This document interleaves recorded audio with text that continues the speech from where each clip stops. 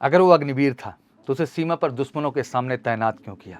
लुधियाना के रामगढ़ सरदार गांव की बक्सो देवी जब ये सवाल पूछती हैं तो उनके चेहरे पर दर्द, गुस्सा और नाराजगी का भाव उभर कर आता है। दरअसल बक्सो देवी के भाई अजय कुमार अग्निवीर योजना के तहत भारतीय सेना में शामिल हुए। जनवरी 2024 में जम्मू कश्मीर के राजौरी इलाके में बारूदी सुरंग के विस्फोट में उनकी मृत्यु हो गई। बीते सोमवार को जब लोकसभा में नेता प्रतिपक्ष राहुल गांधी जी ने 18वीं लोकसभा के पहले सत्र में अग्निवीर योजना का मुद्दा उठाया तो अजय कुमार के परिवार के जख्म एक बार फिर से हरे हो गए। जय हिंद और स्वागत है आपका इस वीडियो में। आज का वीडियो काफी संवेदनशील मुद्दे पर है और यह वीडियो काफी सीरियस भी होने वाला है और मैं चाहूंगा कि आप लोग बिल्कुल इसको सीरियस तरीके से देखें। और ये देश का एक अहम मुद्दा है तो मुझे लगता है देश का हर नागरिक इस वीडियो को देखना डिजर्व करता है और सच्चाई को जानना भी डिजर्व करता है। और वीडियो अच्छा लगता है तो लाइक शेयर जरूर करें। बिल्कुल ये जन जन तक ये वीडियो पहुंचना चाहिए। बात है 14 अक्टूबर 2023, खबर आई कि आर्मी में सर्विंग अग्निवीर अमृतपाल की मृत्यु हो गई है और अग्निपथ स्कीम आने के बाद अमृतपाल शहीद होने वाले पहले अग्निवीर बने। उस समय भी मैंने आपको एक स्पेशल वीडियो बनाया था जिसको आप देख सकते हैं और डिस्क्रिप्शन में भी अवेलेबल रहेगा। उसमें मैंने अपनी बात आपके सामने रखने की कोशिश की थी। आप सबने उस वीडियो को बहुत पसंद किया, लाइक किया और एग्जैक्टली उसको ज़्यादा से ज़्यादा शेयर भी किया। आज इसी कड़ी में मैं फिर से एक अहम मुद्दा आपके सामने लेके आया हूँ और मुझे लगता है इसको स्पष्टता पूरे देश को जानना बहुत ज़रूरी है। और एग्जैक्टली आप पूरा वीडियो देखेंगे तो मेरी बातों से आप सहमत भी होंगे और कहीं न कहीं इस सुधारवादी कदम जिसकी हम बात करने वाले हैं आर्म फोर्सेस के लिए, इसमें आप सबका भी एक विचार और योगदान होगा। अजय कुमार के पिता चरणजीत सिंह को आज भी वो पल याद है जब 18 जनवरी की मनहूस शाम को उन्होंने अपने बेटे की मौत की खबर मिली थी। बेटे की मौत बूढ़े पिता के लिए दुखों का पहाड़ टूटने जैसा था। चरणजीत सिंह कहते हैं कि उस शाम मुझे फोन आया कि एक खदान में विस्फोट हो गया है जिसमें 3 लोग घायल हुए हैं, उसमें एक आपका बेटा भी है। चरणजीत सिंह की 6 बेटियां हैं जिनमें से 4 की शादी हो चुकी है। अजय कुमार 5 बहनों में सबसे छोटे थे। अजय सिंह पंजाब के लुधियाना जिले के पायल डिवीजन के रामगढ़ सरदारन गांव के रहने वाले थे। वह काफी गरीब अनुसूचित जाति यानी SC परिवार से ताल्लुक रखते हैं। अजय सिंह के पिता चरणजीत सिंह काला दिहाड़ी मजदूरी के रूप में काम करते थे, लेकिन स्वास्थ्य कारणों से उन्होंने कुछ साल पहले ही काम छोड़ दिया। अजय सिंह की मां लक्ष्मी उर्फ मंजीत कौर परिवार की जरूरतों को पूरा करने के लिए मेड का काम करने लगी। अजय 6 बहनों में इकलौते भाई थे जिनमें से 2 बहनें अभी भी अविवाहित हैं। अजय का परिवार एक कमरे के घर में रहता है। उनके पास कोई कृषि भूमि भी नहीं है। इंडियन एक्सप्रेस से बातचीत में अजय के पिता चरणजीत सिंह ने कहा कि उनके बेटे का बलिदान उस सम्मान और प्रतिष्ठा का हकदार है जो देश के लिए जान देने वाले अन्य सैनिकों को दिया जाता है। उन्होंने कहा कि परिवार की आर्थिक स्थिति इतनी खराब है कि 2022 में अजय के अग्निवीर बनने के बाद भी उसकी मां घर चलाने के लिए दूसरों के घरों में मेड के रूप में काम कर रही है। वह कहते हैं, मैंने जीवन भर एक मजदूर के रूप में काम किया। जब मैं बीमार रहने लगा तो अजय की मां ने दूसरे के घरों में खाना बनाने और साफ सफाई का काम शुरू किया ताकि हमें 2 वक्त का खाना मिल सके। वो कहते हैं कि घर की मजबूरियां और अपने सपनों की वजह से अजय ने सेना में शामिल होने का फैसला किया। वो जानता था कि अग्निवीरों को अन्य सैनिकों की तरह सम्मान नहीं मिलेगा, लेकिन फिर भी वह इसमें शामिल हुआ ताकि परिवार की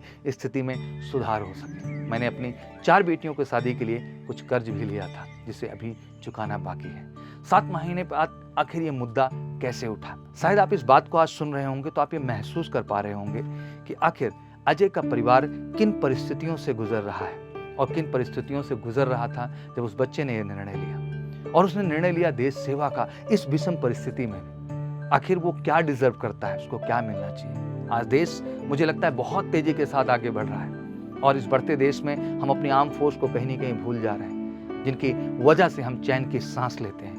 क्या वो चीज़ें नहीं डिजर्व करते हैं जो ऑलरेडी इस देश में उनको दिया जाता था? उनका ये हक है और उनको ये मिलना ही चाहिए। सोमवार को संसद में बोलते हुए नेता प्रतिपक्ष राहुल गांधी जी ने कहा कि कुछ दिन पहले मैं पंजाब के एक छोटे से घर में अग्निवीर के परिवार से मिला। अग्निवीर जवान बारूदी सुरंग के विस्फोट में शहीद हो गया था। मैं इस जवान को शहीद कह रहा हूँ कि मौजूदा सरकार उन्हें शहीद नहीं कहती बल्कि अग्निवीर कहती है। उन्हें पेंशन नहीं मिलेगी, मुआवजा नहीं मिलेगा, शहीद का दर्जा नहीं मिलेगा।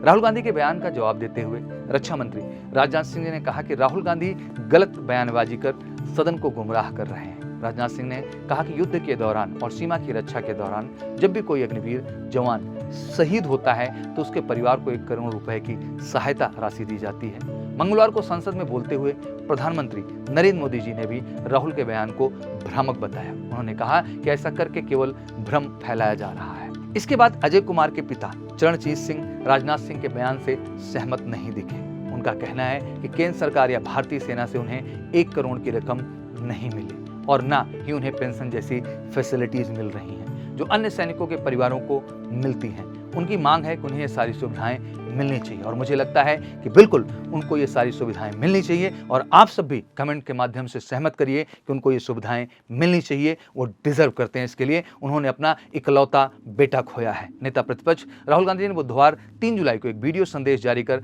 अग्निवीर योजना को लेकर के केंद्र सरकार पर निशाना साधा। इस दौरान उन्होंने शहीद अजय कुमार का जिक्र करते हुए रक्षा मंत्री पर संसद में झूठ बोलने का आरोप भी लगाया। इस वीडियो में शहीद अजय कुमार के पिता भी नजर आ रहे हैं जो ये कह रहे हैं कि उन्हें 1 करोड़ की सहायता राशि में से 1 रुपए भी नहीं मिला। परिवार को अब तक क्या वित्तीय सहायता मिली है या नहीं मिली है, इस विषय में हम बात करते हैं। परिवार को मिली आर्थिक सहायता के बारे में चरणजीत सिंह जी का कहना है कि उनके परिवार को पंजाब सरकार की ओर से 1 करोड़ रुपए मिले। केंद्र सरकार की ओर से मिलने वाली मदद के बारे में चरणजीत सिंह का कहना है कि पिछले दिनों उन्हें सेना से 48 लाख रुपए मिले थे। हालांकि इसके बाद भी उन्हें केंद्र सरकार से बहुत नाराजगी है। वो कहते हैं केंद्र सरकार ने हमें न तो कोई शोक पत्र दिया न ही कोई सांत्वना दी।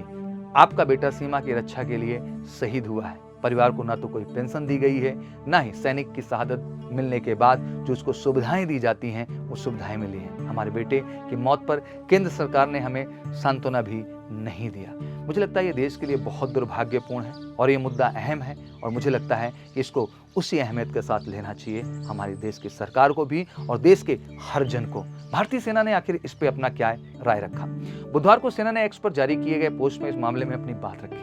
भारतीय सेना ने कहा कि सोशल मीडिया पर किए जा रहे कुछ पोस्ट से पता चला है कि ऐसे बातें फैलाई जा रही हैं कि ड्यूटी के दौरान अपनी जान गंवाने वाले अग्निवीर अजय कुमार के परिजनों को मुआवजा नहीं दिया गया, जबकि ऐसा नहीं है और शहीद के परिवार की हर संभव मदद और मुआवजा दिया गया है। उन्होंने इस बात पर जोर दिया कि भारतीय सेना अग्निवीर अजय कुमार के सर्वोच्च बलिदान को सम्मान करती है। उनका पूरे सैन्य सम्मान के साथ अंतिम संस्कार किया गया। सेना ने बताया कि अग्निवीर अजय कुमार के परिवार को कुल देय राशि में से 98.39 लाख रुपए पहले ही भुगतान किया जा चुका है। अग्निवीर योजना के प्रावधानों के अनुसार लागू लगभग 67 लाख रुपए की अनुग्रह राशि और अन्य लाभ पुलिस सत्यापन के तुरंत बाद अंतिम खाते में निपटाकर भुगतान कर दिया जाएगा। कुल राशि लगभग 1 करोड़ 65 लाख रुपए होगी जो अग्निवीर को जल्द भुगतान की जाएगी। सेना ने अपनी बात को दोहराते हुए जोर दिया कि शहीद को मिलने वाली परलब्धियां अग्निवीरों सहित दिवंगत सभी सैनिकों के निकटतम परिजनों को शीघ्रता से प्रदान की जाती है। तो ये थी इस केस की डिटेल खबर। एक और शहीद अजय सिंह के परिवार का कहना कुछ और है, वहीं इंडियन आर्मी का कहना कुछ और है और रक्षा मंत्री का कहना कुछ और ही है। आखिर इनमें सच क्या है कोई नहीं जानता है और हम किसी को झूठा भी नहीं ठहरा सकते। फर्क ये नहीं पड़ता कि कौन सही बोल रहा है कौन गलत बोल रहा है। बात इतनी है कि शहीद अजय के जाने के बाद उनके परिवार को किसी भी तरह का संघर्ष ना पड़े। नहीं तो मुझे लगता है कि इस देश का कोई भी बेटा देश की रक्षा के लिए खड़ा ही नहीं होगा। शहादत की कीमत इस दुनिया में नहीं आंकी जा सकती है। आज शहीद अजय का परिवार जिन परिस्थितियों से गुजर रहा है उसको हमें समझना भी चाहिए और महसूस भी करना चाहिए और मुझे लगता है कि उनके परिवारजनों को वो हर हक मिलना चाहिए जो एक फौजी शहीद को मिलता है इस देश में।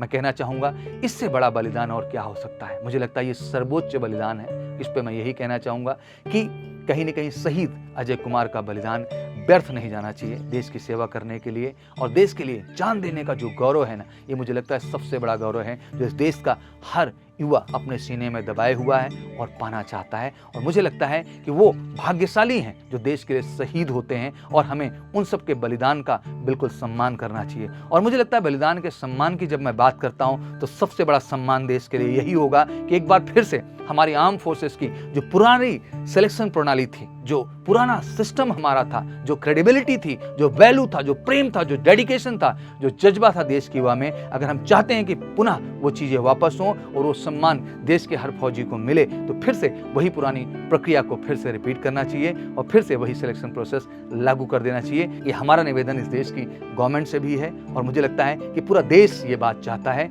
और ये देश चाहता है तो मुझे लगता है देश की आवाज जरूर सुनी जानी चाहिए। बाकी आप क्या चाहते हैं कमेंट सेक्शन में जरूर बताएं। तो मेरी बात इतनी ही थी और मैं चाहूंगा कि आप अपना ओपिनियन कमेंट सेक्शन में जरूर दीजिएगा। जय हिंद, जय भारत।